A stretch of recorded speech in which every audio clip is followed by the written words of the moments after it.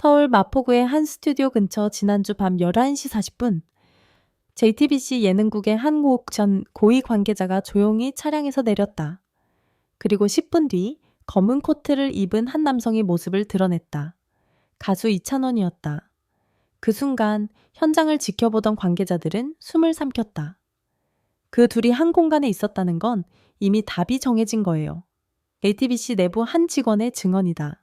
두 사람의 만남은 철저히 비밀리에 진행됐다. 장소는 서울 상암동의 한 카페 지하 프라이빗 룸.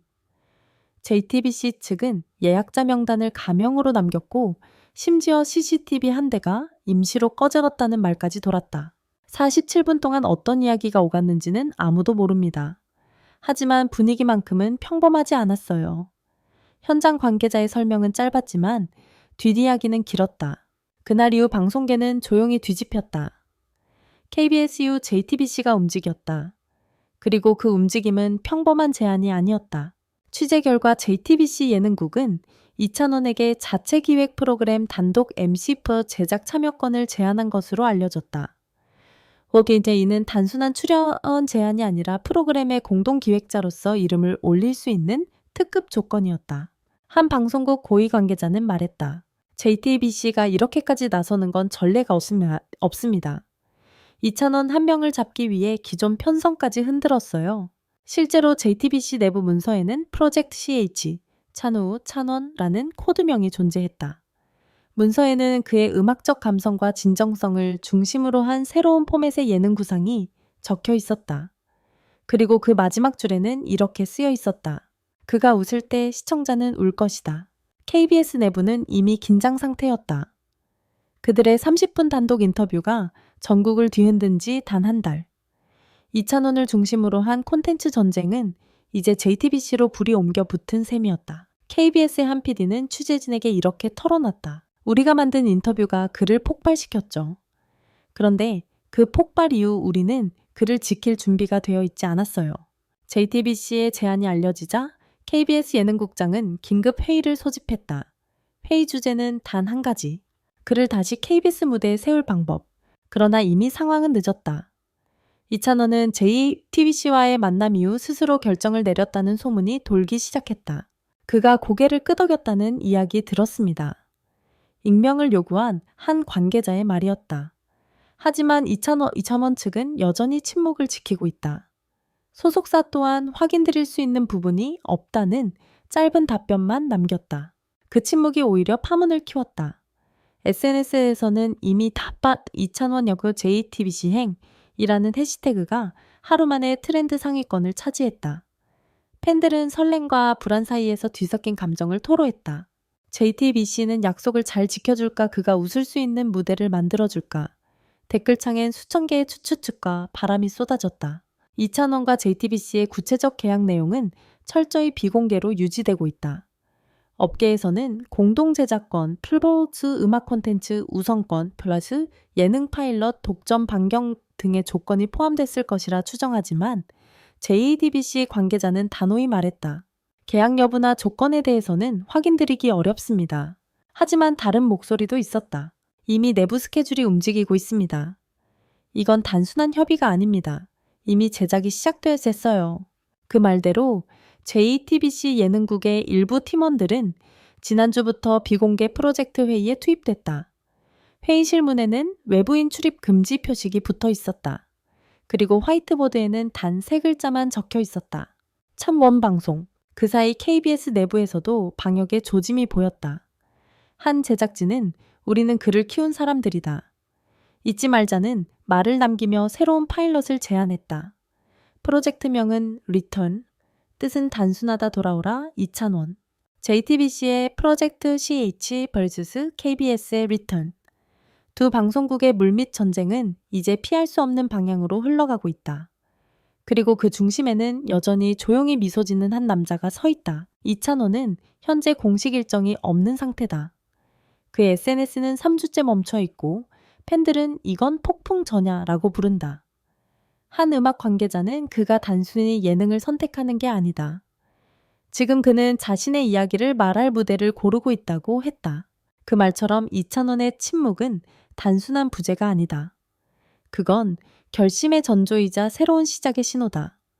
그가 어디로 향하든 그것은 단순한 계약이 아니라 하나의 서사가 될 것이다. 서울 상암동 JTBC 예능국 12층 회의실 새벽 2시 27분. 전원이 꺼진 사무실 한켠에서 세 사람이 노트북 화면을 들여다보고 있었다. 화면에는 커다란 제목 하나만 떠 있었다. 프로젝트 CH 이창원 스페셜 파일럿. 그 문서가 유출됐다는 소문이 돈 건 단 하루 전이었다. 하지만 그날 JTBC의 내부 사람들은 이미 모두 알고 있었다. 누군가 밖으로 보냈다. 그것도 의도적으로. 예능국 한 간부의 입에서 그 말이 나오자 회의실 공기가 순식간에 얼어붙었다. 유출된 문서에는 이찬원을 단순 출연자로 묘사하지 않았다. 그는 감정의 큐레이터, 진심의 연출자, 음악적 서사의 축으로묘 기록돼 있었다. 기획 요약에는 이런 문장이 있었다. 그의 목소리가 흐르는 순간 모든 진심은 공기처럼 스며든다. 그는 단순히 무대 위에서 노래하는 사람이 아니었다. 그의 감정선이 방송의 중심이 되는 새로운 형식이었다. 문제는 그 기획서에 예정 출연진 리스트가 포함돼 있었다는 점이었다. 그 이름들 중 하나는 현재 타 방송사 소속 PD의 것이었다. 즉 JTBC 내부 정보가 다른 방송으로 흘러갔다는 의심이 제기된 것이다.